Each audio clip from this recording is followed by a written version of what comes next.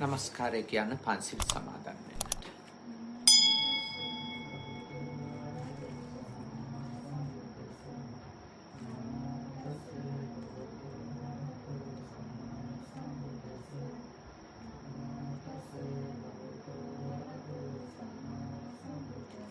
බුද්ධං සරණං ගච්ඡාමි ධම්මං සරණං ගච්ඡාමි සංඝං සරණං ගච්ඡාමි ဒုတိယံ පි බුද්ධං සරණං ගච්ඡාමි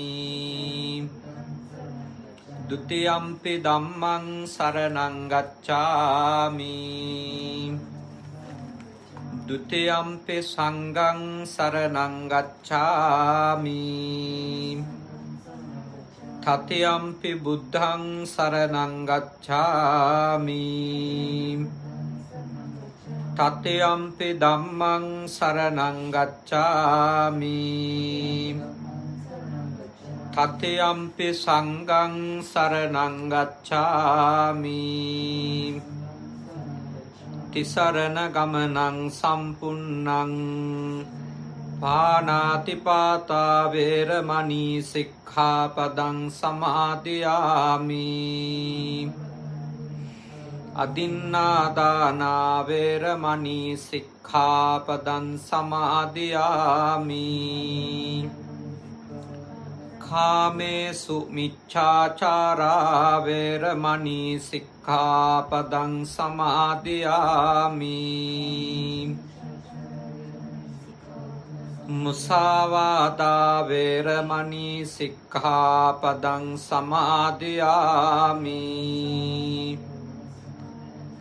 සුරාමේරය මජ්ජපමා දට්ඨානා වේරමණී සික්ඛාපදං සමාදියාමි අප්පමාදේන සම්පාදේත සමන්තා චක්කවාලේසු අත්‍රා ගච්ඡන්තු දේවතා සද්ධම්මං මුනි රාජස්ස සුනන්තු සග්ග මොක්ඛදං ධම්මස්සවන කාලෝ අයං බදන්තා ධම්මස්සවන කාලෝ අයං බදන්තා ධම්මස්සවන කාලෝ අයං බදන්තා නමෝ තස්ස භගවතෝ අරහතෝ සම්මා සම්බුද්දස්ස නමෝ තස්ස භගවතෝ අරහතෝ සම්මා සම්බුද්දස්ස නමෝ තස්ස භගවතෝ අරහතෝ සම්මා සම්බුද්දස්ස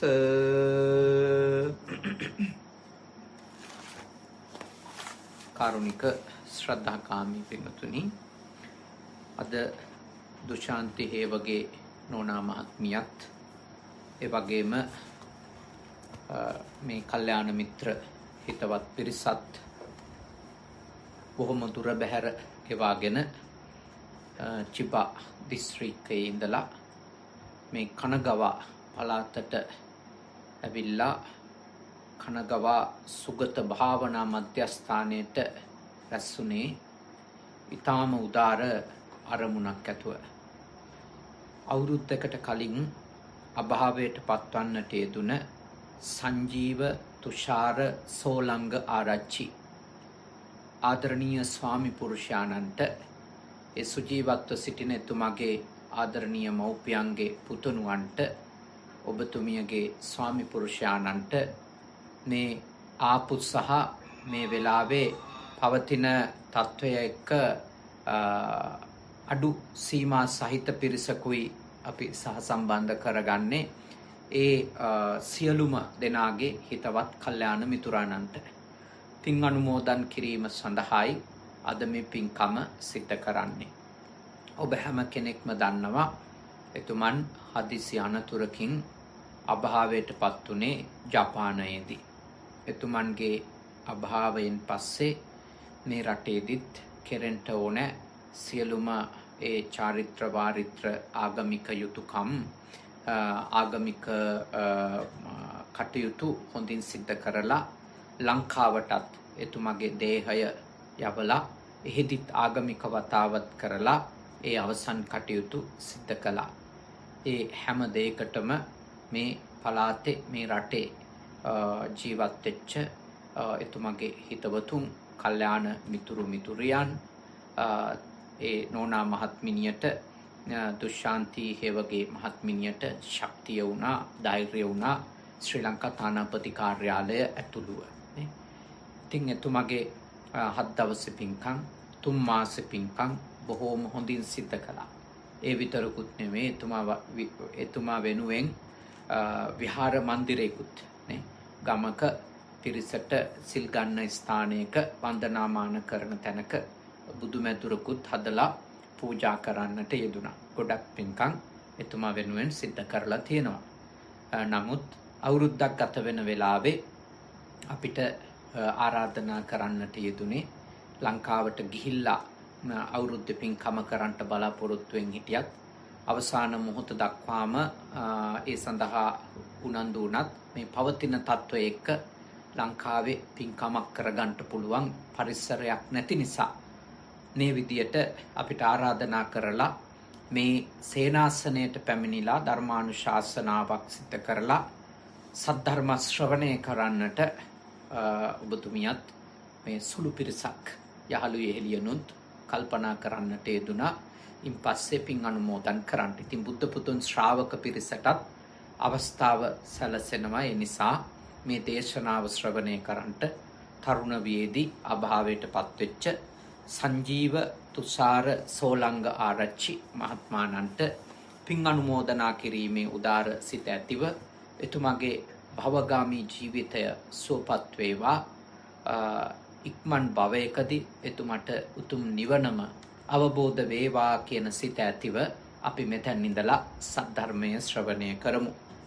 පින්වතුනි, අපි මේ කාල පරිච්ඡේදය පුරාම ධර්ම ග්‍රන්ථයක් ඇසුරෙන් තමයි ධර්ම කරුණු සාකච්ඡා කරන්නේ.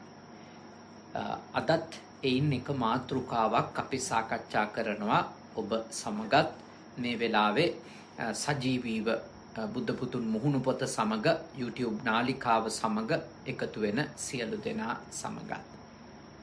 වංචක ධර්ම සහ චිත්තෝපක්ලේශ ධර්ම කියලා පොතක් තියෙනවා, ධර්ම පුස්තකයක්. ඒ ධර්ම පුස්තකය ලිව්වේ අපවත් වී වදාළ රේරුකාණේ චන්දවිමල මහා ස්වාමීන් වහන්සේ. අවුරුදු 100කට අධික කාලයක් ආයුෂ භුක්ති විඳලා අපවත් වී වදාළ ස්වාමීන් වහන්සේ කෙනෙක්. ලංකාවේ විතරක් නෙමෙයි ලෝකයේම තාම චිරප්‍රසිද්ධ ස්වාමීන් වහන්සේ කෙනෙක්. සිල්වතෙක් ලෙස, ගුණවතෙක් ලෙස, භාවනානුයෝගී ස්වාමීන් වහන්සේ කෙනෙක් ලෙස, ඒ වගේම හොඳට සද්ධර්මය අවබෝධ කරගෙන සාමාන්‍ය කිහි පැවිදි සියලු දෙනාට සද්ධර්මය අවබෝධ කරගන්න පුළුවන් විදියට උතුම් ධර්ම ග්‍රන්ථ රචනා කරපු උතුමන් වහන්සේ කෙනෙක් ලෙස රේරුකාණේ චන්දවිමල මහා ස්වාමීන් වහන්සේ ප්‍රකට වුණා. ඉතින් උන්වහන්සේ ලියපු පොතක් තමයි වංචක ධර්ම සහ චිත්තෝපක්ලේශ ධර්ම කියලා කියන්නේ. ඉතින් අද අපි කතා කරන්නේ ඒ ග්‍රන්ථයේ තියෙන මාතෘකාව. අද පටන් ගන්න ප්‍රධාන මාතෘකාවේ අනුමාතෘකා කීපයක් තියෙනවා. ඉදිරියට මේ තරුණ දරුවන්ටත් මේ දේශනා ඇහුවොත් හැමදාම හැන්දෑ යාමේ ධර්ම කරුණක් අලුතින් ඉගෙන ගන්න පුළුවන්. අපි ඊර්ෂ්‍යාව කියන ප්‍රධාන මාතෘකාව ස්වාමින් වහන්සේ කොහොමද සටහන් කරලා තියෙන්නේ, විස්තර කරලා තියෙන්නේ කියලා පළමුවෙන්ම බලමු. අනුන් විඳින සැපයට, අනුන් ලබන ලාභයට, ගෞරවයට, කීර්තියට, ප්‍රශංසාවට, තනතුරට නොකමැති වන ස්වභාවය, ඒවා නොයිවසන ස්වභාවය ඊර්ෂ්‍යාවයි. ඊර්ෂ්‍යාව කියලා කියන්නේ මොකක්ද එතකොට? අනුන් සැපයක් විඳිනකොට, අනුන්ට ලාභයක් ලැබෙනකොට, අනුන්ට කීර්තියක් ලැබෙනකොට, කියන්නේ අනිත් අය මේ ගැන හොඳ කතා කරනවා වෙනකොට, අනිත් කාට ප්‍රශංසාවක්, මූණටම ඔයා හරි හොඳ කෙනෙක් කියලා කියනවා ඇහෙනකොට, එයාගේ ගුණයක්, එයාගේ දක්ෂකමක්, එයාගේ වටිනකමක් වර්ණනා කරනවා ඇහෙනකොට කාගේ හරි හිතට ඒක ඉවස ගන්න බැරි නම්, ඒක දරා ගන්න බැරි නම්, අන්න ඒකට තමයි ඊර්ෂ්‍යාව කියලා කියනවා. එතකොට තේරුම් ගන්න ඕන ඊර්ෂ්‍යාව කියලා කියන්නේ අනේකාගේ සාර්ථකත්වය දරා ගන්න බැරිකම. සරලව. අනේකාගේ ජයග්‍රහණ දරා ගන්න බැරිකම. අනේකාට ලැබෙන දේවල් උහුලන්න බැරිකම. ඒක තමයි ඊර්ෂ්‍යාව කියන්නේ. ඉතින් ගොඩාක් අය හිතන එකක් තමයි මේ මම නම් ඊර්ෂ්‍යා කරන්නේ කියලා. ගොඩක් අය හිතන. ඒ හේතුව ඇත්තටම කිව්වොත් තමන් ඊර්ෂ්‍යාවෙන්ද ඉන්නේ කියලා දන්නේ නැතිකම හින්දා තමයි ගොඩක් අය එහෙම කියන්නේ. එහෙම නැතු එයාගේ ගාව ඊර්ෂ්‍යාව නැති හින්දා නෙමෙයි. ඇත්තටම එයාට තේරෙන්නේ නැතුව ඊර්ෂ්‍යාව බලගත්ව අපේ හිතේ යෙදෙනවා. විවිධ රූපවලින්, විවිධ මූණු වලින්. අපි අද එයින් එකක් තේරුම් ගන්න උත්සාහ කරනවා. එකක්. වෙලාව තිබුණොත් තව එකක් නේ. එතකොට මොකක්ද එහි පළවෙනි ස්වභාවය? පළවෙනි ස්වභාවය තමයි පරාර්ථකාමතා වේශයෙන් වංචක ඊර්ෂ්‍යාව. එය මෙහෙම සඳහන් කරන සායනාසේ. පරාර්ථකාමතාව කියන්නේ මොකද්ද? අනුන්ට යහපතක් කරනු කැමැතිකම. පරාර්ථකාමී කියන්නේ ඒකනේ. අනිත් කෙනාට යහපතක් කරන්න තියෙන කැමැත්තට තමයි පරාර්ථකාමය කියන්නේ.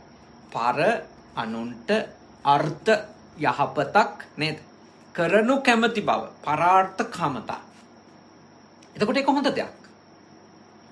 දැන් ඔයත් මේ පන්සලට සේනාසනයට ආවේ ඇයි? මිය ගියපු මේ මහත්මයාට යහපතක් කරන්න. එහෙමනේ ආවේනේ. එතකොට මේ යහළු යෙහෙලියෝ ආවේ ඔය නෝන මහත්තයත් එක්ක ඔබතුමියට යහපතක් කරලා දෙන්න ඕන. මේ පින්කම හොඳට කරගන්න උදව් කරන්න ඕන. ඒව පරාර්ථකාමී දේවල්. හොඳ දේවල්. ඒව සත්පුරුෂයෝ අනුමත කරනවා, ඥානවන්තයෝ අනුමත කරනවා. ඒක හැම පැත්තකින්ම අගය කරන්න පුළුවන් දෙයක්. අනුන්ගේ යහපතට යමක් කරන එක. හැබැයි දැන් ඊර්ෂ්‍යාව කියන්නේ ඇත්තටම කිව්වොත් ඒකට විරුද්ධ එකක් නෙනේ. අනිකාගේ යහපත කැමති නැති එක තමයි ඊර්ෂ්‍යාව කියන්නේ. හැබැයි මේ ඊර්ෂ්‍යාවේ තියෙන සූක්ෂමකම කොච්චරද කියනවනේ. ඊර්ෂ්‍යාව කොච්චර වංචනික විදියට, කපටි විදියට අපේ හිතේ එනවද කියනවා නම් අනුන්ගේ යහපත කැමති බව වගේම ඊර්ෂ්‍යාව වැඩ කරනවා. දැන් අනුන්ගේ යහපතට අකමැතිකමම තමයි ඊර්ෂ්‍යාව.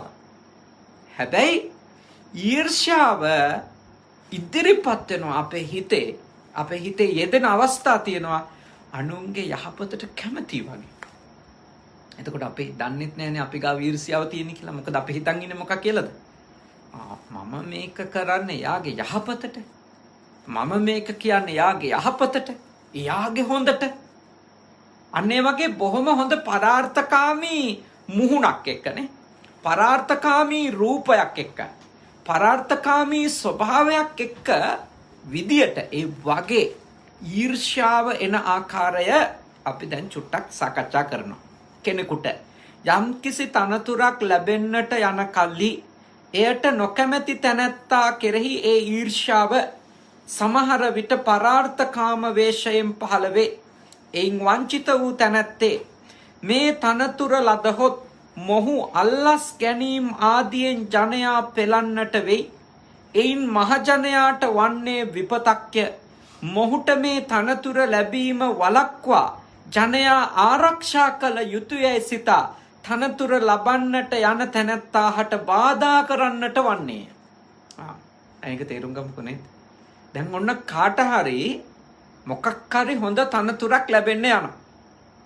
ආයතනික ප්‍රධානත්වයක්, පළාතක නායකත්වයක්, ප්‍රදේශයක නායකත්වයක් ලැබෙන්න යනවා කියලා හිතන්න. එතකොට එයාට ලැබෙන්න යන දෙයට කාට හරි එනවා ඊර්ෂ්‍යාවක් හිතේ. එයාට ලැබෙන්න යන ලාභයට, එයාට ලැබෙන්න යන ජයග්‍රහණයට, එයාට ලැබෙන්න යන සාර්ථකත්වයට එරෙහිව ඊර්ෂ්‍යාවක් එනවා. දැන් හැබැයි ඒ ඊර්ෂ්‍යාව එයා කොහොමද එළියට ගන්නෙ? එයා කල්පනා කරනවා මේ තනතුරට මෙයාට ලැබුණොත් එහෙම මේ මිනිස්සයා අල්ලස් ගනි. එහෙම වුණොත් මේක මේ සාමාන්‍ය මිනිස්සුන්ට ලොකු කරදරයක්. මේ වගේ මිනිහෙක් තැනකට ඇවිල්ලා අල්ලස් ගන්න මිනිහෙක් වුණා. හොරකම් කරන්න පටන් ගත්තොත්, වංචා කරන්න පටන් ගත්තොත්, අනේකාව තලල පෙලල කටයුතු කරන්න පටන් ගත්තොත්, දැන් ඒ කතා ටික ඔක්කොම හොඳ කතාද නැද්ද බලනකොට? හොඳ කතානේ. ඇයි? සමාජය ගැන හිතන්න. අනිත් අය ගැන හිතන්න. හිතනවා මේ මිනිහා මෙතෙන්ට ගිහිල්ලා මේ තනතුරට ගිහිල්ලා අනුන්ට කරදරයක් වෙන්න ගත්තොත් කොච්චර නරකයිද කියලා පරාර්ථකාමී වගේ මොකද්ද වැඩ කරන්නේ? ඊර්ෂ්‍යාවනේ. ඇත්තටම යාට මේ අනිත් අයට වෙනේව නෙමෙයි ප්‍රශ්නේ. මෙයාට මේ තනතුර ලැබුණොතින් මෙයා මට වඩා බැබලෙයිදනේ. මෙයා මට වඩා දිදුලයිද?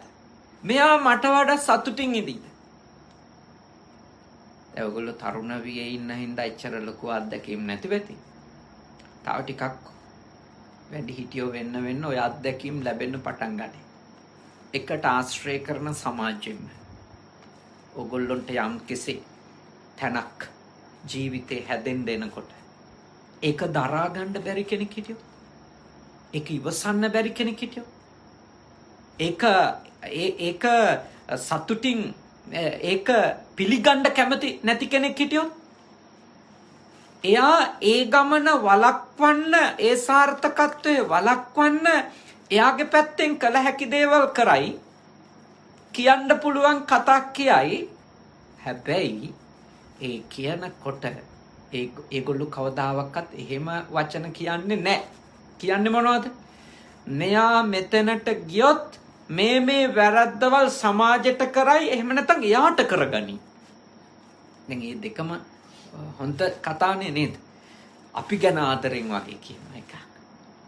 ඒ වගේම අපි තැනකට ගිහිල්ලා අනිත් එක්කෙනාට කරදරයක් වෙයි කියලා හිතන් සමාජ ගැන ආදරෙන් වගේ හිත කතා කරනවා. එතකොට අහන් ඉන්න අයට හිතෙන්නේත් මොකක්ද? කොච්චර හොඳ මිනිස්සෙක්ද මෙයා. මෙයා හිතනවනේ අනිත් අය ගැන. එහෙම හිතලනේ මේ අරයාගේ සාර්ථකත්වයේ නවත්තන්න දෙයක් කරනවා නම් කරන්න හරි හිතන්නේ. එතකොට ඔබ අවබෝධ කරගන්න ඕන එතන ඊර්ෂ්‍යාව තමයි ඇවිල්ලා තියෙන්නේ. හැබැයි මතු පිටට ඒක පේන්නේ මොකක් වගේද? පරාර්ථකාමී. පරාර්ථකාමී. දැන් හොඳටම දන්න කියන මිනිස්සු ලංකාවේ ඡන්ද ඉල්ලනකොට ඔය වගේ අවස්ථාවල් වලටපත් වෙනකොට ප්‍රතිවිරුද්ධනේ. පක්ෂයේ අය නිතර කියන්න පුළුවන් එකක් තමයි එයා ආවොත් තව මංකොල්ලකයි, තව සූරාකයි. ඉතින් ඇත්තටම ඉතින් ලංකාවේ නම් බලයට එන හැම මිනිහම මිනිසුන්ව මංකොල්ල කනවා තමයි නේද? මිනිසුන්ව සූරා කනවා තමයි, වංචා කරනවා, බොරු කපටිකම් කරනවා තමයි. හැබැයි ඒක පොදුවේ පේන එකනේ. නමුත් පුද්ගලිකව කෙනෙක් එහෙම කෙනෙකුව අරගෙනනේ කෙනෙකුගේ සාර්ථකත්වයට එරෙහි වෙන්න පොදු සමාජ කාරණා, සමාජ යහපත වගේ දේවල් ඉස්සරහට ගන්න පුළුවන්. දැන් මේ කතාව තේරුම් ගන්න ඕන දැන් කොහොමද? අනිත් අය අපිට මෙහෙම කරනවා කියලා නෙමෙයි අපි මේක තේරුම් ගන්න ඕන. අපි මේක තේරුම් ගන්න ඕන අපේ හිතේ මේක කොහොම යෙදෙන්න පුළුවන් කියලා. දැන් ඔබ දන්න කියන කෙනෙක් සාර්ථකත්වයට යනකොට ඔබට හිතෙන්න ආවොත් එහෙම, ඔබට හිතෙන්න පටන් ගත්තොත් එහෙම එයා යන්නේක හොඳ නෑ ඉස්සරහට කියලා ඔබ පරිස්සම් වෙන්න ඕන. ඔබ බොහොම පරාර්ථකාමී කතාවක් වගේ ඔබ එයාගේ සාර්ථකත්වයට එරෙහිව ඊර්ෂ්‍යාව යොදවන්න පුළුවන්. ඒක කාන්තාවක් වුණත්, පිරිමියෙක් වුණත්, තරුණ වුණත්, ළමයෙක් වුණත් ඕන තරම් එක වෙන්න පුළුවන් අවස්ථාවදී. ඒ නිසා අපි තරුණ කාලේ ඉඳලම නේ, අපි තරුණ කාලේ ඉඳලම ළමෙක් ළමා කාලේ ඉඳලම පුහුණු කරගන්න ඕනි තමන්ගේ හිතට පරාර්ථකාමයේ වගේ අනුන්ට හොඳක් කරනවා වගේ ඊර්ෂ්‍යාව ඇවිල්ලා අනුන්ට හානි කරන එක නවත්ත ගන්න. තව දුරටත් ඒක ස්වාමීන් වහන්සේ මෙහෙම විස්තර කරනවා. එය වළක්වන්නට උත්සාහ කරන. මෙසේ ඒ තැනැත්තාට තමා එසේ කරනුයේ ඊර්ෂ්‍යාව නිසා බව නොවැටහෙන්නේ ඔහුට තමා ඒ ක්‍රියාවට අනුකූල වන අන්‍යයන්ටද එය ඊර්ෂ්‍යාව නිසා කරන්නක් බව නොවැටහි. අන්න ඒක තමයි විශේෂත්වය. ඒ කියන්නේ බලන් ඉන්න අයටත් පරාර්ථකාමී කමේ වේශයෙන් එන ඊර්ෂ්‍යාව විදියට පේන්නේ නැහැ. බලන් ඉන්න අයට.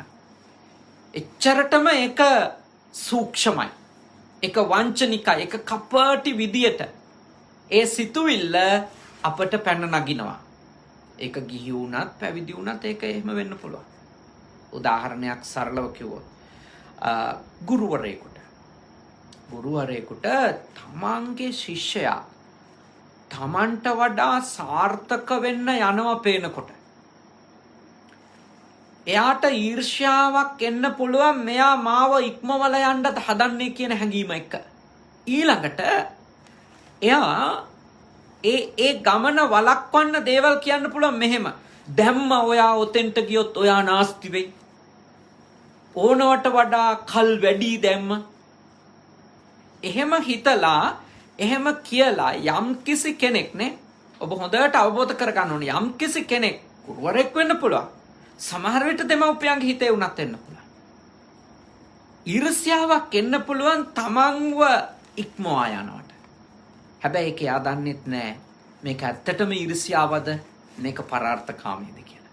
එච්චරට සූක්ෂමයි. මොකද ඊර්ෂ්‍යාව එනවා පරාර්ථකාමී වගේ. ළමයාට හොඳක් කරනවා වගේ ළමයාගේ සාර්ථකත්වයට යන ගමනට පොඩි අකුල් හෙලනවා. එතකොට කියන්නේ මොකක්ද? මම මේවා කියන්නේ ඔයාගේ හොඳට. ඔයා මේක කරන්න එපා. හැබැයි එයාගේ යටිහිත තමයි දන්නේ. එයා ඒක කියන්නේ හොඳටද අම්මා වුණත්, තාත්තා වුණත්, ගුරුවරයා වුණත්, කවුරු වුණත්. එයා ඒක කියන්නේ ඇත්තටම ළමයා ගැන හිතලාද? එහෙම නැත්තම් ළමයා ඊටාම කෙටි කාලෙකින් Tamanට වඩා සාර්ථක වෙනවට ඊර්ෂ්‍යාවට. ඕක එන්න පුළුවන්. අනේ අපිට නම් එන්නේ ළමයෙක් ගැන ඕවා කොහෙද එන්නේ කියලා එහෙම හිතන් ඉන්න එපා. එන්න පුළුවන්. නොයනවනම් විශිෂ්ටයි. ඒකට කියන්නේ මොකද්ද? නොයනවනම් කියන්නේ මුදිතාවනේ. දරුවෙකුගේ සාර්ථකත්වය දැකලා චුට්ටක්වත් ඊර්ෂ්‍යාවක් එන්නේ නැත්තම් වංචනිකව හරි ඒකට කියනවා මොකද්ද? මුදිතාව.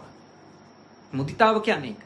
අනුන්ගේ සැපත, අනුන්ගේ සාර්ථකත්වය, අනුන්ගේ ජයග්‍රහණය ඉවසන සුළුකමට කියනවා මුදිතා. ඒක අම්මෙක්ගේ හිතේ ආවොත් ඒක සාර්ථක දෙයක්, උතුම් දෙයක්. තාත්තෙක්ගේ හිතේ ආවොත් උතුම් දෙයක්. ගුරුතුමෙකුගේ ගුරුතුමියකගේ හිතේ ඒ හැඟීම ඇති වුණොත් ඒක උතුම් දෙයක්. ඒක උතුම් දෙයක්. හැබැයි ඔය ඕනම කෙනෙකුගේ හිතේ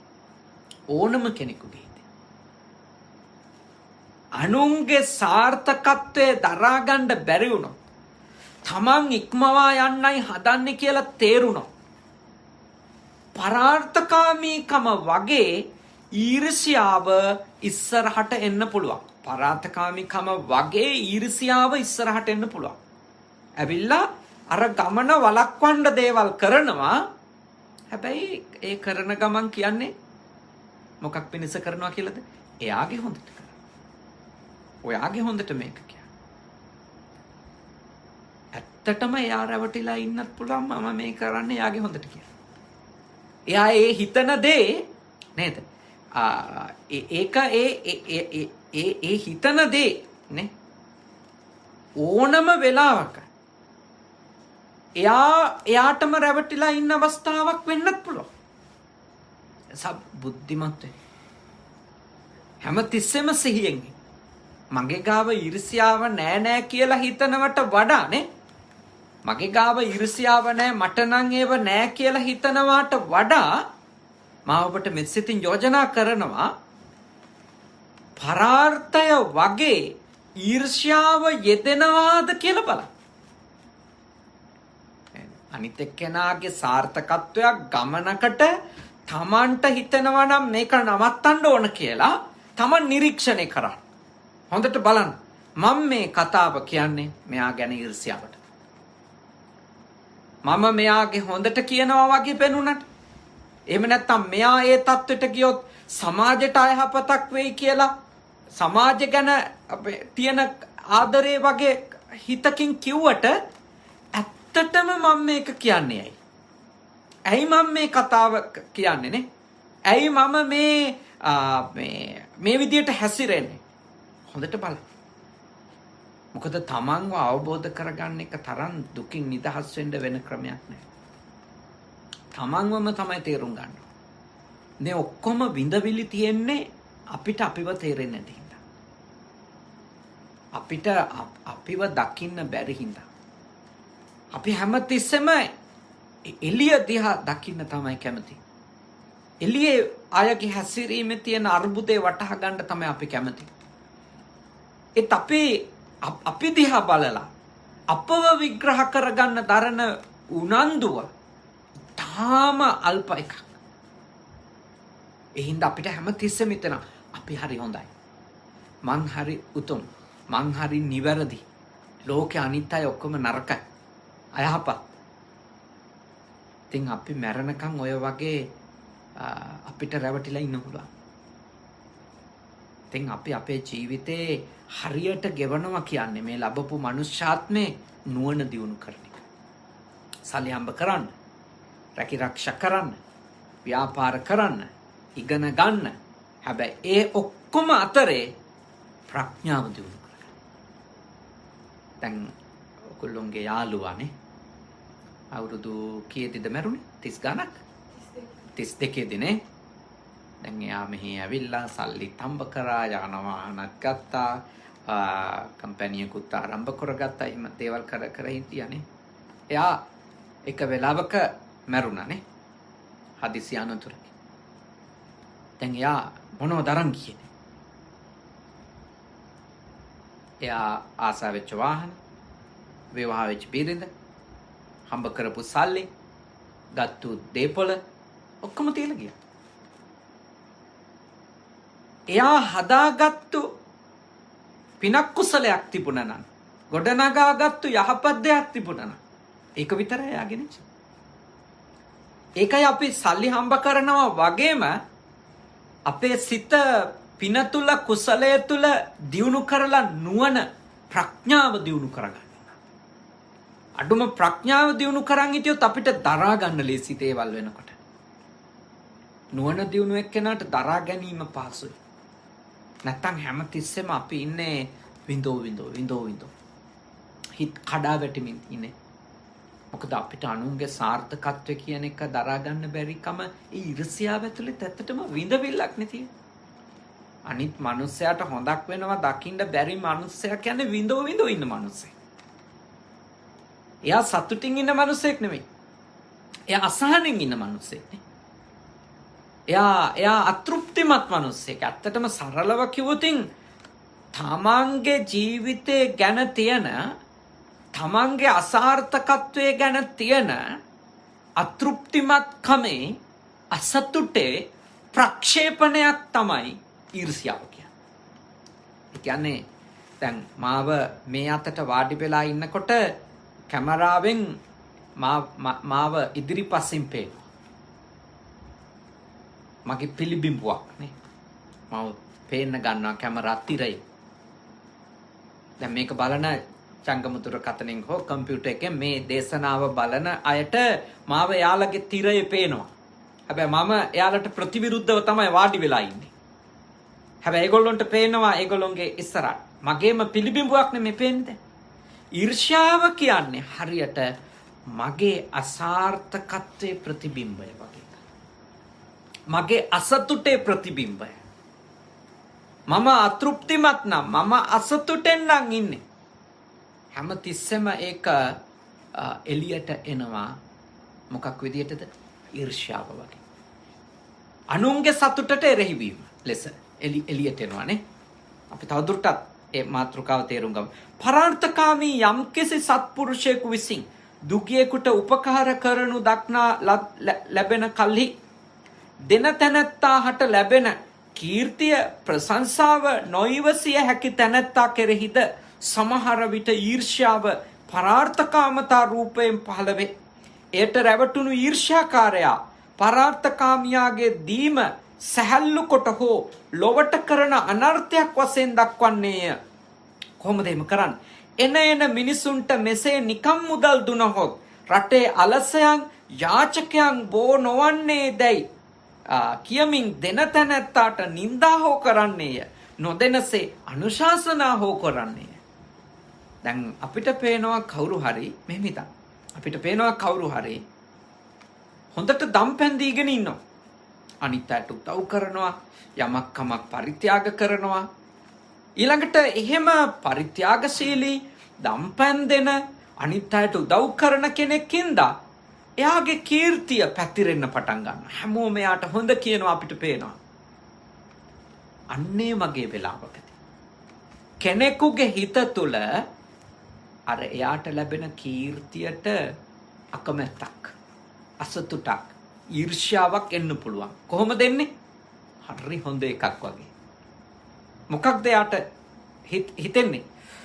මෙහෙම එන මිනිහට උදව් කරන්න ගියොත් ඔය මිනිස්සු කම්මැලියෝ වෙයි. ඒ හින්දා දෙන්න එපා කියනවා. ඒ කියන්නේ දෙන්න එපා කියන්නේ මේ අර මනුස්සයට ලැබෙන කීර්තියට එරෙහිවයි දෙන්න එපා කියන්නේ. හැබැයි එයා කියන්නේ මොකක්ද? එයා කියනවා ඔහොම දෙන්න ගියොත් මිනිස්සු කම්මැලියෝ වෙයි. අලසයෝ වෙයි. හැම මිනිහම පටන් ගනී ඉල්ලන් කාලා ජීවත් වෙන්න. ඒ විදියට කියමින් දෙන එකට බයිනවා එක්ක. අනිත් අයට උදව් කරන එකට බනිනවා. ඊළඟට ගත්තාම මේ එක්කෝ ඒකේ තියෙන නරක ගැන දේශනා පවත්වනවා. කතා කියනවා. ඒ කියන්නේ කෙනෙකුට තව කෙනෙකුට උදව් කරලා ගෞරවයක්, කීර්තියක්, ප්‍රශංසාවක් ලැබෙන එක උහුලගන්න බැරි අයගේ හිතවල ඒ විදියට ඊර්ෂ්‍යාව වෙනවා. එතකොට ඒගොල්ලෝ ඒකෙන් වෙන සමාජ හානිය ගැන තමයි කතා කරන්නේ. ඒ වගේ අත්දැකීම් ඕනනම් ඔයගොල්ලන්ට දැන්ටම ලැබිලා ඇති. උදාහරණයක් විදිහට මෙහෙම ලංකාවේ දුප්පත් කාට හරි උදව් කරනවා කියලා හිතන්නකෝ. එතකොට ඒක ආරංචි වෙන, ඒ ගැන දන්න ඔයගොල්ලෝ හොඳටම දන්න කියන කෙනෙක් කතා කරලා නිතර උපදෙස් දෙන්න පටන් ගන්න පුළුවන්. ඔහොම දිගටම දෙන්න ගියොත් එහෙම මේ ඉන්න මිනිස්සු තව කපටි වෙයි. බොරු කරන්න පටන් ගනී. නිකම්ම විදියට හැමතිස්සෙම ඕගොල්ලොන්ට අතපාන්න පටන් ගනී. ඒ නිසා ඔහොම උදව් කරලා මිනිස්සු නරක කරන්න එපා. එහෙම උපදෙස් දෙන්න පුළුවන්. දැන් බැලු බැල්මට ඒ උපදෙස් වල තියෙන්නේ ඔයගොල්ලන්ට ආදරේ වගේද නැද්ද? ආදරේ වගේ. ඊළඟට සමාජයට ආදරේ වගේද නැද්ද? සමාජයටත් ආදරේ වගේනේ.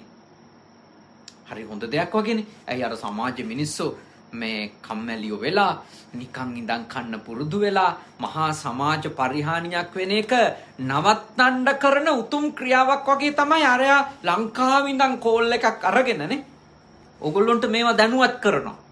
අවවාද කරනොත් දෙන්න එපා එක්කෙනෙකුටවත් කීයක්. ඔහොම කියොත් මිනිස්සු නරක වෙයි. හැබැයි ඇත්තටම එයා විතරයි දන්නේ. එයා ඒක කියන්නේ ඇත්තටම ඕගොල්ලොන්ට ආදරෙන්ද? නැත්තම් අරයට යමක් ලැබෙනවට ඊර්ෂ්‍යාවේද? එහෙමත් නැත්තම් ඕගොල්ලෝ එහෙම අනිකාට දීම නිසා ඕගොල්ලෝ ගැන හොඳක් මිනිස්සු කතා කරනවා එයාට අහන් ඉන්න බැරි කමද? ඒ ඔක්කොම දන්නේ කවුද? ඒ අදාළ කෙනා විතරයි. ඒ අදාළ කෙනා විතරයි දන්නේ. ඇයි තමන් මෙහෙම හැසිරෙන්නේ? ඇයි තමන් මේ විදියට කතා කරන්නේ කියලා. සමා යෝජනා කරන ඔබට ඔබගේ හිත තුළනේ ඔබගේ හිත තුළ කවුරු හරි එහෙම කාට හරි උදව් කරනවා පේනකොට, දුප්පත් අයට යමක් දෙනවා කියනවා පේනකොට ඔබට හිතෙනවා නම් මෙයාට අවවාදයක් කරන්න ඕන කියලා හිතෙනවනම් මෙයා මේ එක එක්කෙනාට බෙදනවා මේවට අවවාදයක් කරන්න ඕනේ වගේ හිතෙනවා නම් ඉස්සෙල්ලාම නිරීක්ෂණය කරන්න කියලා මම යෝජනා කරනවා ඔබට. ඒක කරන්න යන්නේ ඒ කියන්න යන්නේ එහෙම කතා කරලා එහෙම පරිත්‍යාගශීලී වීම නිසා එයාට ලැබෙන එකට ඔබගේ හිත දැන් කැමති නැද්ද? ඔබගේ හිතේ ඒකට ඊර්ෂ්‍යාවක් දැවිලා තියෙනවා. එහෙම නැත්තම් ඔබ හොඳටම දන්නවා මේ දේවල් ලැබෙන්නේ අහවල්ලුන්ට කියලා. එතකොට ඔබ එයාලට යමක් ලැබෙනවට අකමැතිද? එතකොට ඒක පරාර්ථකාමය වගේ එන ඊර්ෂ්‍යාවක්. අනිකට ලැබෙන දේ නවත්තන්න. අනිකට ලැබෙන ලාභය, අනිකට ලැබෙන සතුට, අනිකට ලැබෙන සාර්ථකත්වය වළක්වන්න හිතන එක. ඒක නරක දෙයක්. ඒක අකුසලයක්. ඒ වගේව කරන්න හොඳ නැත්තේ ඇයි? ඊළඟ භවවලදී Tamanටත් ඔය විදියටම ලාභයක් ලැබෙනකොට, කීර්තියක් ලැබෙනකොට, ප්‍රශංසාවක් ලැබෙනකොට ඒක නවත්තන්න බොහෝ අය ඉදිරිපත් වෙයි ඊළඟ භවවලදී. සමහර විට මේ වගේ නරක ක්‍රියාවල විපාක ඊළඟ භවවලට යන්නෙත් නෑ. ඊළඟ භවවලට යන්න කලින් මේ භවයේදී මේවා එන්න පටන් ගන්නවා. ඒකින්ද හොඳට සිහිනුවණින් කල්පනා කරන්න. තමන් යමෙකු කරන හොඳ ක්‍රියාවක් නවත්තන්න වාක්‍යයක් හරි කියන්න යනවා නම්, වචනයක් හරි එළියට කටින් දාන්න යනවා නම්, ඇයි මම මේක කියන්නේ? හොඳට බලන්න.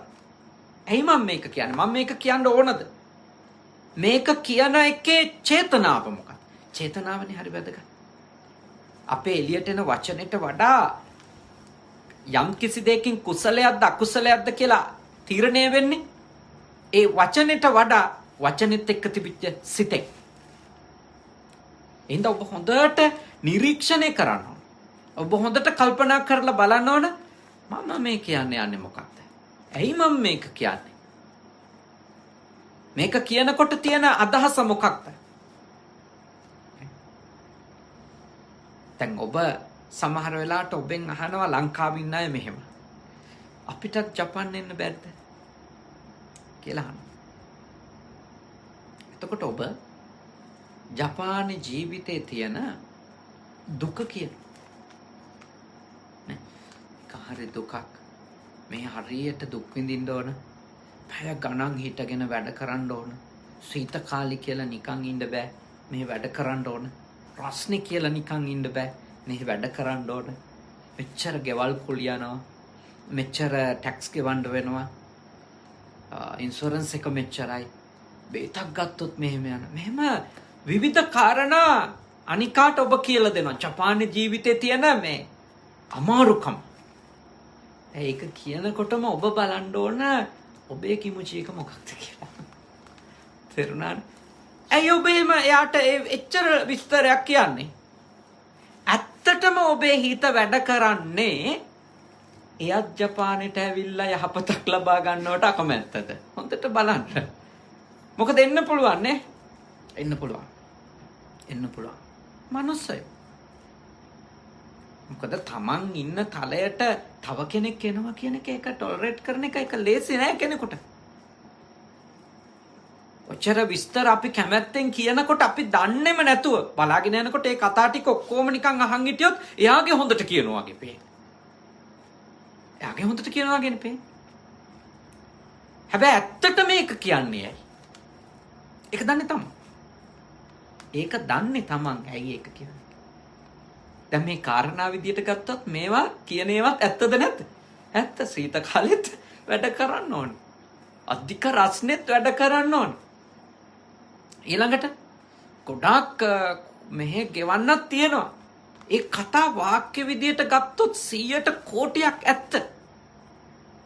හැබැයි ඒ ඇත්ත උනත් ඒ කොච්චරටම බර කර කියන එකේ චේතනාව මොකක්ද?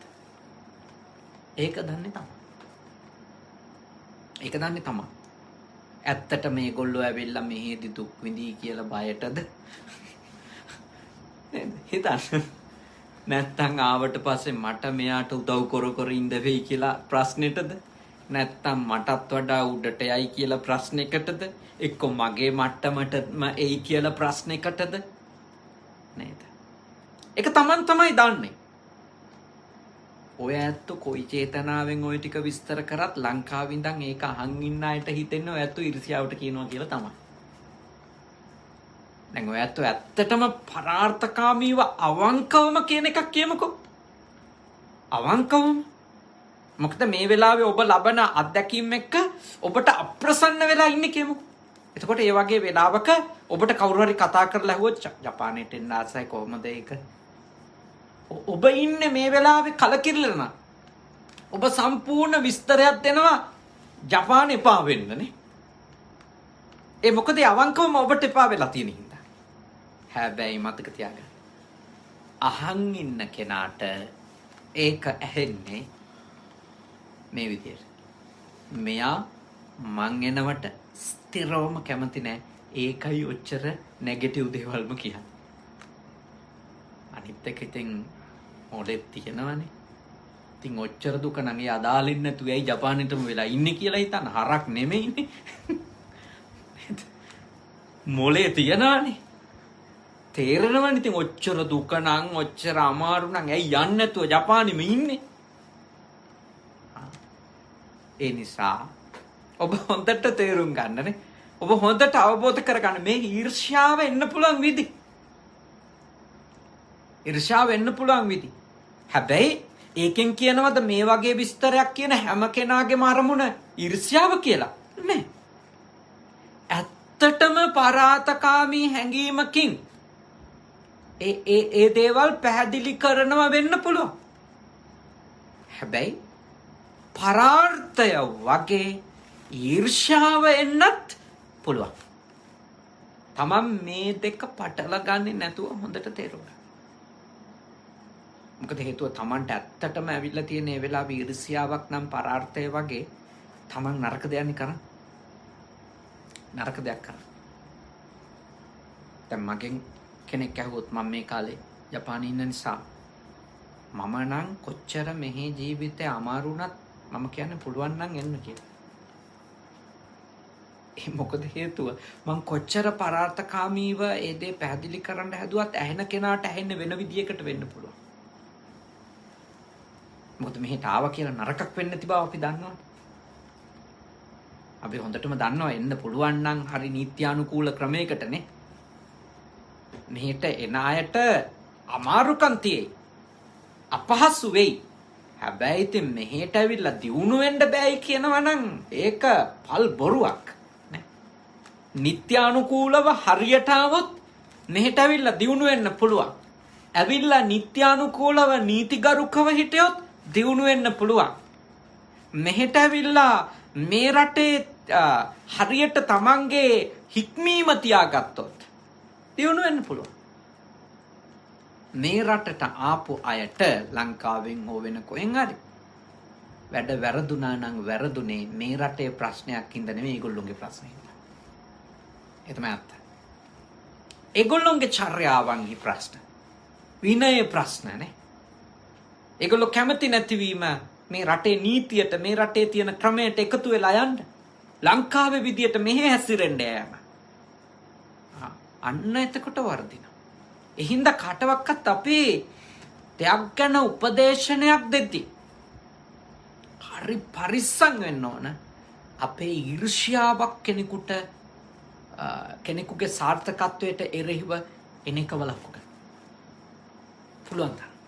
දැන් මේ දේශනා ලෝකේ විවිධ රටවල් වල ඉඳගෙන ශ්‍රවණය කරන අයටත් මෙය බලන්න පුළුවන්. මම කෙනෙකුට මේවා ගැන කියලා දෙනවා නම් පරාර්ථකාමය වගේ මගේ හිතෙත් යෙදිලා තියෙන ඊර්ෂ්‍යාවද යෙදෙමින් තියෙන ඊර්ෂ්‍යාවද මම යෝජනා කරන බුද්ධ පුතුන් ශ්‍රාවකයින්ට බලන්න කියලා.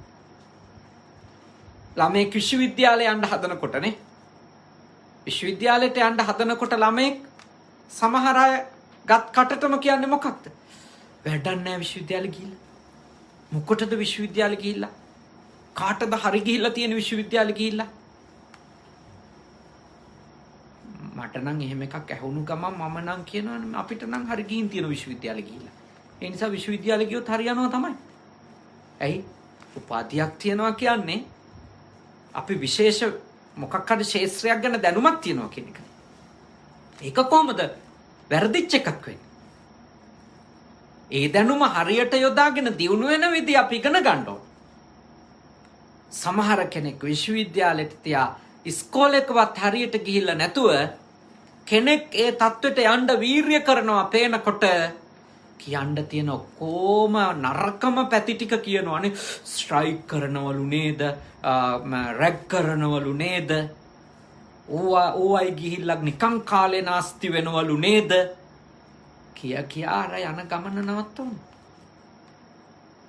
ඒගොල්ලොන්ගේ වාක්‍ය ඔක්කොම විග්‍රහ කරලා බැලුවොත් ඒවා පේන්නේ හරිම පරාතකාමී, අනිත් මිනිහා ගැන හිතපු හරි හොඳ දේවල් වගේ. හැබැයි ඊර්ෂ්‍යාවක් ඇවිල්ලා තියෙන කියලා එයා දන්නෙත් නැහැ. මොකද ගොඩක් අය කැමති නැහැ තමන්ට වඩා උඩට තව මිනිහෙක් යනවට. දැනුමෙන්වත්, බලයෙන්වත්, සල්ලි වලින්වත්, යාන වාහන වලින්වත් කැමති නැහැ. කැමති නැහැ යනවට. ඒක හැටි. ඒක මේ ලෝක ස්වභාවයක්. ඒක ලෝක ධර්මතාවයක්. ඒකේ විශේෂම දේ තමන් දන්න කියන අය උඩට යනවට තියෙන අකමැත්ත තමයි මේක ඊර්ෂ්‍යාව ලෙස ඉස්සරහටම එන්නේ. දැන් නොදන්න අය දැන් තමන්ගේ ගමේ නොවන මිනිස්සු කොච්චර ජපන් ආවත් අසහනයක් නැහැ. හැබැයි තමන්ගේ ගමේ තව මිනිහෙක් කෙනෙකුට ඔළුව කැක්කුම හැදෙනවා. එහෙම වෙනවනේ. මිනිස්සු ඉන්නවා එහෙම වෙන අය. තමන් මේ රටට දැන් ඇවිල්ලා හොඳටම දන්න කියන දැන් ඕගොල්ලෝගේ ජීවිතය ගැන හිතන්නකෝ. ඕගොල්ලොන්ගේ සාර්ථකත්වයට පදයක් හරි හැදුවා නම් නේ, කතන්දරයක් හරි හැදුවා නම් ඒක කරලා තියෙන්නේ දන්න කියන අයද, කවදාකවත් හම්බ වෙලාවත් නැති අයද? හොඳටම දන්න කියන අය නේ. හොඳටම දන්න කියන අය. ජපන් අයත් නෙවෙයිනේ නේ. ජපන් අයගෙන් හරි එහෙම එකක් වුණොත් ඒත් හොඳටම දන්න කෙනෙක්ගේ. නොදන්න අය එහෙම කරන්නේ නැහනේ. මේ ඊර්ෂ්‍යාව කියන හැඟීම ඕනම මිනිස්සෙකුගේ හිතේ එන්නේ දන්න කියන අය ගැන. ඒ විතරකුත් නෙවෙයි. මේක මේ ශේස්ත්‍රය අය ගැනත් තමන්ගේම ශේස්ත්‍රය ගැන. දැන් උදාහරණයක් විදිහට ගත්තොත් මේ හරියට ඉන්නවනේ මේ කයිෂා කරන අයනේ. වාහන බිස්නස් කරන කට්ටිය හරියට ඉන්නවා. දැන් වාහන බිස්නස් කරන කෙනෙකුට ඊර්ෂ්‍යා හිතෙන්නේ නැහැ කරෝල බිස්නස් කරන කෙනෙක් ගැන. තේරුණා නේද? ඒ කියන්නේ ඊර්ෂ්‍යාව ඇති වුණොත් ඇති වෙන්නේ තව වාහන බිස්නස් කරන කෙනෙක් ගැන විතරමයි. මොකද අරයා කොච්චර කරෝල විකුණනත් ප්‍රශ්නයක් නැහැ. ඒක යාගේ ශේෂ්ත්‍රය නෙවෙයි. ඒක හැමතිස්සෙම ශේෂ්ත්‍රෙත් එක්ක සම්බන්ධයි නේ. ඒ කියන්නේ ඊර්ෂ්‍යාව කියන එක හැමතිස්සෙම ඉදිරිපත් වෙනකොට ඒක තමන්ගේ ශේෂ්ත්‍රයට එක සම්බන්ධයි. ගොඩක් සම්බන්ධයි. හොඳට නිරීක්ෂණය කරලා. හොඳට නිරීක්ෂණය. ඊළඟට ගොඩක් වෙලාවට මේ ලිංගිකත්වයත් ඒකට බලපානවා. උදාහරණයක් කිව්වොත් පිරිමියෙකුට ඊර්ෂ්‍යා හිතෙන්නේ ගොඩ වෙලාවට ලිංගිකමය වශයෙන් ඊර්ෂ්‍යාවක් කෙනෙකුට පිරිමියෙක් ගැන. කාන්තාවකට ඒ ඊර්ෂ්‍යාව එන්නේ කාන්තාවක් ගැන. ලිංගිකමය වශයෙන් ගත්තොත් ඊර්ෂ්‍යාව කියන එක එන්නේ ඒ සමාන තමන්ගේ අනන්‍යතාවය. හැබැයි මෙහෙම එකක් තියෙනවා. ඒ තමයි ගොඩ වෙලාවට කාන්තාවකට පිරිමියෙක් කොච්චර සාර්ථක වුණත් ඊර්ෂ්‍යාව එන්නේ නැති වෙන්න පුළුවන්. තමන් දන්න කියන කෙනෙක් වුණත් පිරිමියෙක් කොච්චර සාර්ථක වුණත් ඊර්ෂ්‍යාවක් එන්නේ නැතිව ඒක තියෙන්න පුළුවන්. සමහරට ඊර්ෂ්‍යාව වෙනවත් ඇති. හැබැයි කාන්තාවක් සාර්ථක වෙනකොට ඒක ටොලරේට් කරගන්න, ඒක ඉවස ගන්න ඉතාම දුෂ්කරයි පිරිමියෙක්. ඒක පිරිමින්ගේ මානසිකත්වයේ තියෙන එක. එතකොට අර පිරිමියාගේ ඊගෝ එක හර්ට් වෙනවා. ඒ කියන්නේ එයාට වඩා ඒ කියන්නේ පිරිමියාට වඩා කාන්තාව සාර්ථක වීම කියන එක දරාගන්නේ ඊටාම දියුණු පිරිමියෙක්. ඊටාම දියුණු පිරිමියෙක්. ආධ්‍යාත්මිකව ඊටාම පොහොසත් පිරිමියෙක්. නැත්තම් ඒක එනවා. ඒක එන්නේ පරාර්ථයේ වේශයෙන් තමයි ගොඩක් වෙලාවට. ඔයා ඕවා කරන්න ගිහිල්ලා මේ ළමයි නාස්ති වෙයි. මේවා මගේ ඇරේ. ඒ විදිහට තමයි මේ ගොඩ වෙලාවට ඒ පිරිමියෙකුගේ හිත තුළ මේක එන්න පුළුවන්. මම යෝජනා කරන හැම පිරිමියම එහෙම නැහැ. හැම ගැහණියමත් එහෙමයි. හැබැයි මේ ඊර්ෂ්‍යාව කියන මානසිකත්වය පුදුම සූක්ෂම එකක්. අනෙකාට හොඳක් කරනවා වගේම එන්න පුළුවන් නේ. අනෙකාට යහපතක් කරනවා වගේම ඊර්ෂ්‍යාව වෙන්න පුළුවන්. දැන් උදාහරණයක් කිව්වොත් සරලව දැන් මේ නෝන මහත්මයා ස්වාමි පුරුෂ අභාවයට පත් වුණාට පස්සේ මේ රටේ ජීවත් වෙනවා නේ. ව්‍යාපාර කරනවද රැකී රක්ෂාවක් කරනවා නේ. මොකක් හරි ව්‍යාපාර හරි රැකී රක්ෂා හරි කරනවා. එතකොට දැන් ඒක දරා ගන්න කෙනෙකුට බැරි වුණා. සමහර වෙලාවට උපදේශයක් හම්බ වෙන්න පුළුවන්. ඔබතුමියගේ හොඳට වගේ. දැන් බැලු බැලමටම මේ ඔක්කොම කියන කතා ටික ඔබතුමියගේ හොඳට වගේම තමයි කියන්නේ. ඔයා මේවා කරන්න එපා, මේවා කරන්න ගිහිල්ලා බෑ, ඔයා අමාරුවේ වැටෙනවා, මෙහෙම එහෙම කියන්න පුළුවන්. හැබැයි ඒවා කියන එක්කෙනා තමයි හරියටම දන්නේ ඇයි ඒක කියන්නේ. ඒක ඇතුලේ ඇත්තටම තියෙන්න පුළුවන් ඔබතුමිය ආරක්ෂා කරන අදහස. ඔබතුමියට අයහපතක් වෙන අදහස. ඒක වෙන්න දෙන්න හොඳ නැහැ කියන චේතනාව. ඒ වගේම තියෙන්න පුළුවන් තනියම නැගිටිනවට අකමැති. දෙකම තියෙන්න පුළුවන්. හැබැයි ඒක දන්නේ කවුද? තමන්. ඒ කතාව කියන කෙනානේ. ඒක දන්නේ තමන්. ඒක තමන්ගේ හෘදය සාක්ෂිය විතරක් දන්න කතාවක්. ඒ හින්දා ඔබ තාම බුද්ධිමත්වනේ. ඊටාම ප්‍රඥාවන්තව තේරුම් ගන්න ඕනේ. මේ ඊර්ෂ්‍යාව කියන මානසිකත්වය අනෙකගේ හොඳට නේ අනෙකගේ යහපතට අනෙකා වෙනුවෙන් කරන උතුම් වූ පරිත්‍යාගයක් විදියට තමන්ගේ හිතේ යෙදෙන්න පුළුවන්. මේක අම්මගේ හිතේද තාත්තගේ හිතේද හාමුදුරුවන්ගේ හිතේද කාගේද කියලා එකක් නැහැ. කෙලෙස් සහිත ඕනිම කෙනෙකුගේ හිතේ මුදිතාව කියන උදාර බ්‍රහ්ම විහරණය දියුණු වෙලා නැත්තම් මේක එන්න පුළුවන්. එන්න පුළුවන් එක මූණක් තමයි. තව ගොඩක් මූණු තියෙනවා. මම ඒවා ඉදිරි දේශනාවලදී කතා කරනවා. එක මූණක් තමයි මොකද? පරාර්ථකාමී. ස්වාමීන් වහන්සේ තවත් කරුණක් කියනවා. කෙනෙකු අනුන්ගෙන් දෙයක් ලෙහෙසියෙන්ම පිනට ලබා නම් සමහරුන්ට එය නොයිවසිය හැකිය. ඔවුන්ගේ ඒ ඊර්ෂ්‍යාවද සමහර විට පරාතකාම වේශය ගන්නේය. එයින් වංචිත වූයේ එසේ අනුන්ගෙන් දෙයක් නිකම්ම ලබා ගැනීමට පුරුදු වීමේ දෝෂය කියා ඒ වළක්වන්නට තැත් කරන්නේය. ඒ කියන්නේ දැන් කෙනෙක් තමන්ගේ යාළුවෙක් තමන් දන්න කියන කෙනෙක් නිකම්ම දේවල් ලැබෙනවා පේනවා.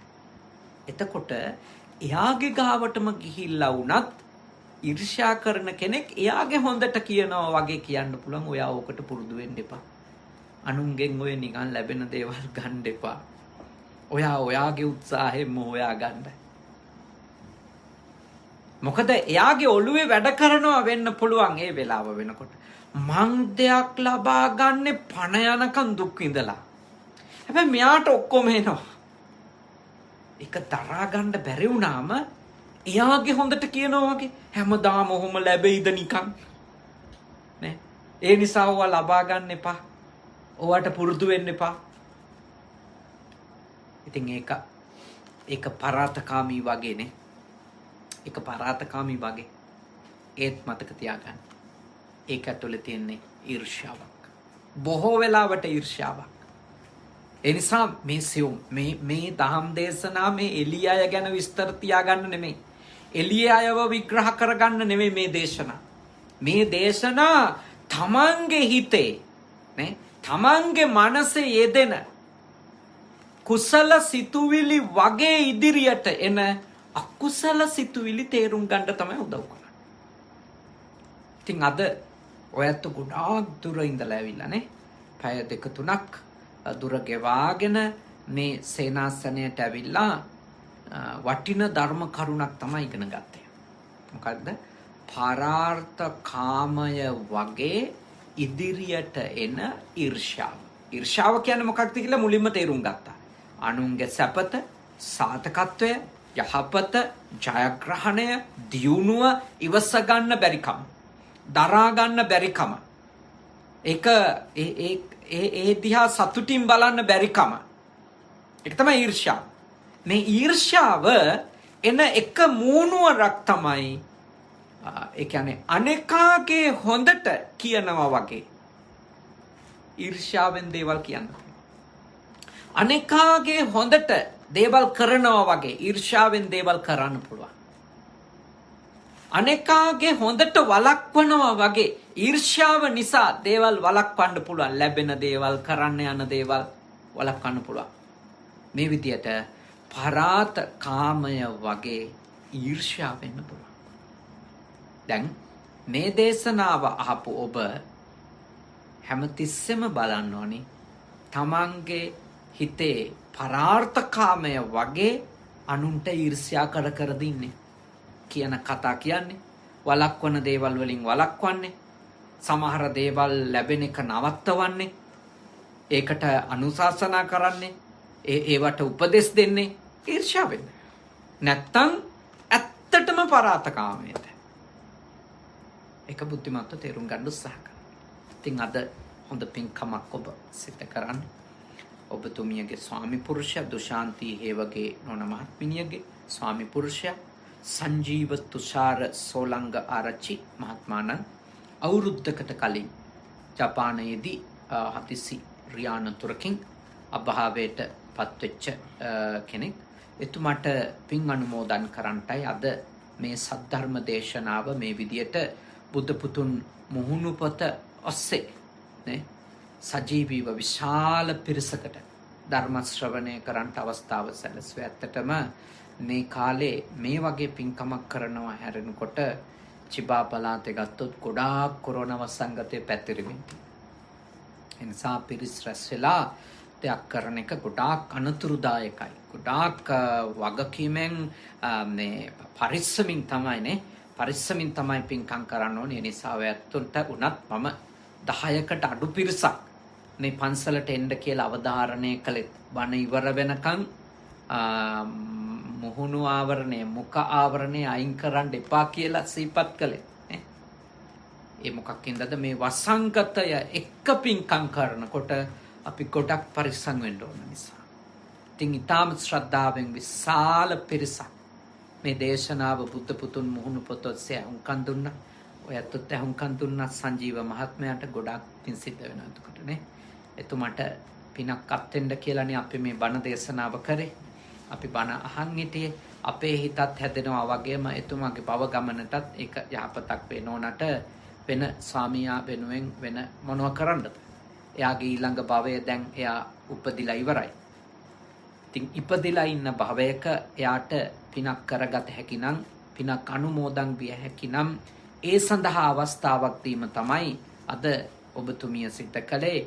ඒ ලංකාවේ ඉඳගෙන මං හිතනවා ඒ මහත්මයාගේ අම්මා තාත්තත් බණ අහන මැති, ඔබතුමියගේ අම්මා තාත්තලත් බණ අහන මැති.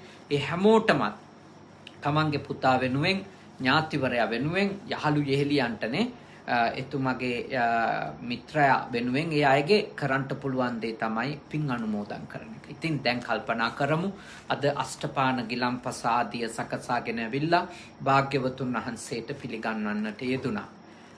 ඒ උතුම් කටයුතු කිරීමෙනුත් උතුම් සද්ධර්ම දේශනාවක් පවත්වාගෙන, දේශනා කරවාගෙන, ශ්‍රවණය කිරීමෙනුත් රැස් කරගන්නට යෙදුණු සියලුම පින් කුසල් විශේෂයෙන්ම මීට වසරකට පෙර අභාවයට පත්වන්නට යෙදුන සංජීව තුෂාර සෝලංගාරච්චි මැතිතුමා මේ පින් අනුමෝදන් වෙත්වා. ඒ වගේම බුද්ධ පුතුන් ශ්‍රාවක ඔබ නමින් මිය ගියපු සියලු දෙනාමත්, මෙතෙන්ට බණ අහන්න ආපු මේ තරුණ දූල පුතාලා නමින් මිය ගියපු සියලුම දෙනාමත් මේ පින් අත්කර ගනිත්වා.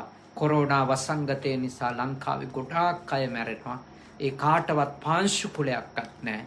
බොහෝ වෙලාවට ඒ තත්ත්වයවත් නැහැ. 7 දවස පින්කමක් කරගන්න බෑ. ඒ සියලුම මිය ගිය දෙනාටත් අපි මේ පින් අනුමෝදන් කරමු. පින් අනුමෝදන් වෙත්වා, සුවපත් වෙත්වා, සැපවත් වෙත්වා, දුකින් මිදෙත්වා. ඒ සංජීව මහත්මයා ඇතුළු කොට මිය ගිය සියලුම ඥාතීන් නිවන් දකිත්වා කියන සිත ඇති කරගෙන අපි පින් අනුමෝදන් කරමු. ඉදම්මේ ඥාතීනං හෝතු සුඛිතා හොන්තු ඥාතයෝ ඉදම්මේ ඥාතීනං හෝතු සුඛිතා හොන්තු ඉදම්මේ ඥාතීනං හෝතු සුඛිතා හොන්තු ඥාතයෝ. සම්‍යක් දෘෂ්ටික දෙවිවරු මේ පින් අත්කර ගනිත්වා. දෙවියන්ගේ ආශිර්වාදය ආරක්ෂාව ඔබ හැම දෙනාගේම අම්මලා තාත්තලා ලංකාවේ ඉන්නේ ඒ ඇත්තෝ හැම දෙනාටම ලැබේවා. මේ වසංගත කාලේ රෝග පීඩාදියක් කරදරයක් බාධකයක් නොවේවා.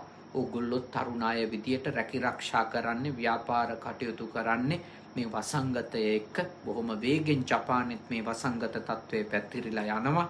ඔය හැම දෙනාටම නිදුක් බව නිරෝගී බව සුවපත් බව ලැබේවා.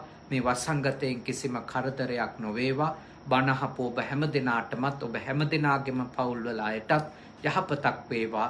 ලංකාවටත් ලෝකයටත් සියලු යහපත උදා වේවා. සියලු දෙවියෝ රටත් ලෝකයත් රකිත්වා. උතුම් දෙවිවරු මේ පින් අනුමෝදන් වී අමා මහ නිවනම අවබෝධ කර ගනිත්වා කියලා සාදු කියලා ප්‍රාර්ථනා කරන්ට. අවසාන වශයෙන් ඒ සෝලංගාරච්චි මහත්මාණන් ඇතුළු කොට මිය ගිය ඥාතීන්ටත් දෙවියන්ටත් ඔබ අප හැම දෙනාටමත් මේ උතුම් පින් කුසල් වල ආනිසංස බලයෙන් උතුම් අමා මහ නිර්වාණ ධර්මයම අවබෝධ වේවා කියන සිත ඇති කරගෙන අපි සාදු කියලා නැවත ප්‍රාර්ථනා කරමු. දෙවියන්ට පින් අනුමෝදන් කරමු. ආකාසට්ඨා ච බුම්මට්ඨා දේවා නාග මහිත්‍තිකා පුඤ්ඤන්තං අනුමෝදිත්වා චිරන් රක්칸තු ශාසනං. ආකාසට්ඨා ච බුම්මට්ඨා දේවා නාග මහිත්‍තිකා පුඤ්ඤන්තං අනුමෝදිත්වා චිරන් රක්칸තු දේශනං. ආකාසට්ඨා ච බුම්මට්ඨා දේවා නාග මහිත්‍තිකා පුඤ්ඤන්තං අනුමෝදිත්වා චිරං රක්ඛන්තු මම් පරන්ති තී. විශේෂයෙන්ම කනගව සුගත භාවනා මධ්‍යස්ථානය, පුජි සුගත සේනාසනය, එවැගේම කන්සායි සුගත භාවනා මධ්‍යස්ථානය කියන සේනාසනයන්හි ආධිපත්‍ය හොබවන මගේ සහෝදර අතිපූජනීය හුරුළුනිකවැවේ සුදම්ම ස්වාමින් වහන්සේටත් කනගව සුගත භාවනා මධ්‍යස්ථානාධිකාරී මගේ සහෝදර අතිපූජනීය අම්පිටියේ සද්ධාවාස ස්වාමින් වහන්සේ ඇතුළු පූජනීය මහා සංඝරත්නයටත් බුද්ධ පුතුන් මුහුණු පොත සහ YouTube නාලිකාව ඔස්සේ මේ දේශනාව ශ්‍රවණය කරපු ඔබටත් මේ දේශනාවේ දායකත්වයේ ගත්තු දුශාන්ති හේවගේ නෝනා මහත්මිය ඇතුළු මේ පින්වත් තරුණ පිරිසටත් සියලු යහපත වේවා. නිදුක් බව ලැබේවා. නිරෝගී බව ලැබේවා. සුවපත් බව ලැබේවා. සියලු දෙනාටම උතුම් නිවනම අවබෝධ වේවා. සාදු සාදු සාදු වන්දනා කරන්ට. අභිවාදන සීලිස්ස නිච්ඡං බුද්ධාපචායනෝ චත්තාරෝ ධම්මා වඩ්ඩಂತಿ ආයුවන්නෝ සුඛං බලං ආයුරාෝග්‍ය සම්පatti